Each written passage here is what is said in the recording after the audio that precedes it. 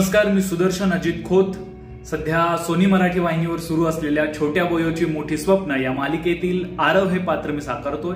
विवेकानंद महाविद्यालय कोल्हापूर हे माझं महाविद्यालय आहे आणि या महाविद्यालयातून बीबीए डिपार्टमेंट मधून मी 2021 साली ग्रॅज्युएट झालो. या काळामध्ये मी कॉलेजतर्फे अनेक एकांकिका स्पर्धांमध्ये सहभाग नोंदवला.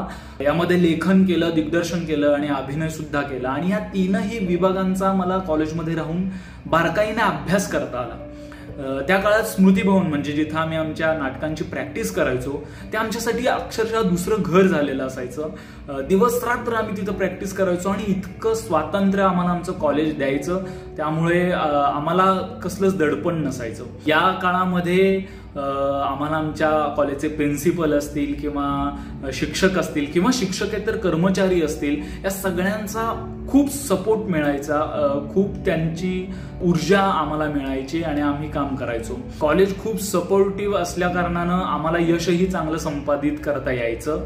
मी आज जो काही कलाकार म्हणून काम करतो आहे त्यामध्ये विवेकानंद महाविद्यालयाचा अक्षरशः सिंहाचा वाटा आहे असं मी म्हणेन.